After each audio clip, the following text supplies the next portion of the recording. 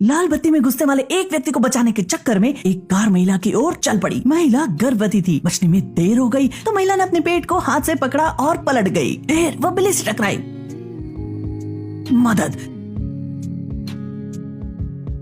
कृपया मेरी मदद करो, मेरा बच्चा, कृपया मेरी मदद करो। एक एम्बुलेंस महिला को लेकर तुरंत अस्पताल गई। ऑक्सीजन मास्क लगे हुए ऑपरेशन टेबल पर लेटे हुए उसने अपनी आंखें तब तक बंद नहीं की जब तक कि उसने अपने समय से पहले पैदा हुए बच्चे को नहीं देखा और जोर से चिल्लाई। फिर उसने हमेशा के लिए अपनी आंखें बंद कर ली। लेकिन यूरी नहीं मरी, वह एक भूत बन गई और हमेशा अपनी बेटी सेओवू के साथ रहती थी। वह दिन में उसके साथ स्कूल जाती और स्कूल के बाद उसके साथ टीवी देखती। रात में उसे सोता हुआ देखती। जब वह मुक्त हुई तो वह मुर्दा घर में गई अपने अस्थि कलश में। उसकी मौत का दिन उसका सबसे खुशी का दिन था, केवल इसलिए नहीं कि उसका परिवार यहाँ आता है, लेकिन वह दी हुई चीजें भी खा सकती है। एक डाइन की मदद से वह उनसे बात भी कर सकती थी और अगले साल थोड़ी वाइन लाने के लिए भी कहती। लेकिन वह भूल जाती कि यह दिन उसके परिवार का सबसे दुखी दिन है। उसकी फोटो देखकर उसके पापा जोर से रोते हैं।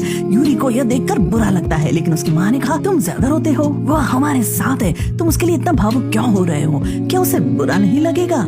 नहीं। रेस्टोरेंट में अकेले वह जोर से रोती है। अपनी माँ को जोर से रोते देखकर यूरी अपने आंसू संभालती है। वह वास्तविकता में सहज नहीं हो सकती है और उसे गले लगाती है। वह केवल उनके लिए दुआ कर सकती है। सेओ का हाथ गीले प्लग को लगता है और वह सॉकेट की ओर जाती है, लेकिन प्लग अभी भी गीला है। उसी समय यूरी दौड़कर उसे रोकती है, लेकिन असली में तो वो उसे छू नहीं सकती। दुर्भाग्य से सेओ को उसकी सौतेली माँ रोक लेती है। अब वह सुरक्षित है। यह देखकर यूरी को तसल्ली होती है। वह अब मर चुकी है। उसके लिए अपनी बेटी को छूना संभव नहीं था। जब सूरज तेज चमकता और उसकी बेटी आंख नहीं खोल पाती, वह उसके लिए कुछ नहीं कर सकती थी। वह केवल गूंगी की तरह अपनी बेटी के पास रह सकती थी। फिर भी वह संतुष्ट थी। एक दिन उसने सेओ को पकड़ा तो एक शक्ति ने उसे पेड़ पर फेंक दिया। यह एक डायन थी। यूरी को अपनी बेटी के साथ रहने की अनुमति नहीं थी, लेकिन वो फिर भी ऐसा करती। इसलिए उस डायन ने सेओवू की सौतेली माँ को बता दिया कि उसके आसपास एक भूतनी रहती है और उसे एक ताबीज देती है। यूरी उसे रोकने की कोशिश करती है, लेकिन सेओवू डायन को थप्पड़ मारती है। डायन मुस्कुरा रही है और बात की लड़की उसकी ओर नहीं देख रही, लेकिन यूरी देख रही है। क्या बच्ची भूत को देख सकती है? जब डायन चौंकी तो यूरी अपनी बेटी के साथ छिप गई। घर पर उसने अपार्टमेंट में एक भूत देख लिया था। सो की खातिर यूरी उसे जाने को कहती है, लेकिन वो उसे कहता है वह हमें देख सकती है,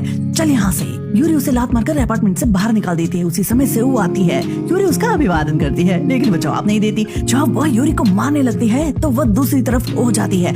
यह असंभव है। सेओवू, हाँ?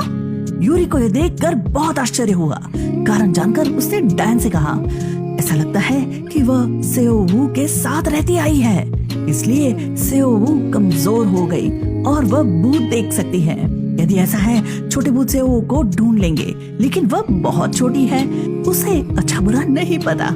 एक झपकी के बाद एक छोटे भूत ने उसके साथ चालाकी की। यूरी फ्रीजर की तरफ जाती है और सेओवू को देखती है। वह उसे पकड़ना और ले जाना चाहती है, लेकिन वह उसे छू भी नहीं सकती है। वह केवल चिल्ला सकती है और टीचर्स को ढूंढने जा सकती है, लेकिन वे एक भूत की आवाज सुन नहीं सकते हैं। यूरी वापस फ्रीजर के पास आती है और चिंता में रोती है। वह अपनी बेटी का नाम पुकारती है, सो।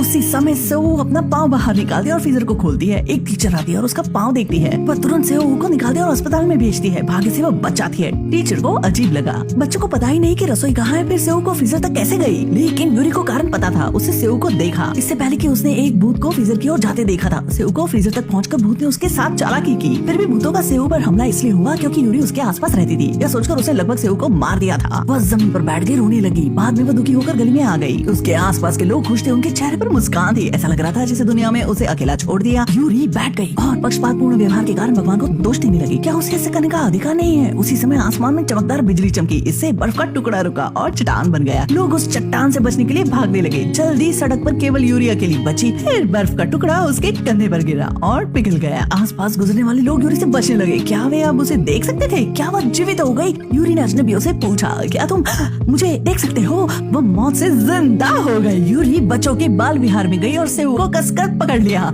उसकी उंगलियों की गर्माहट को महसूस कर वो रोने लगी। उसी समय उसे माँ होने की खुशी का एहसास हुआ, लेकिन खुशी हमेशा थोड़ी समय की होती है। डायन ने यूरी को बताया वह अब 49 दिन जिंदा रह सकती है। अगर वो उसके लिए जगह ढूंढती है तभी वह हमेशा के लिए जिंदा रह सकती है। और वह गायब हो गई। यह चमत्कार था जिससे यूरी जिंदा हो गई। क्या वो एक और चमत्कार करेगी? ये दृश्य कोरियन नाटक गुड बाय मॉम के हैं। पहले कुछ एपिसोड के प्रीव्यू ने मुझे भाव विभोर कर दिया। आगे क्या हुआ ये देखने ऑनलाइन सर्च कर सकते हैं। फिर मिलते हैं।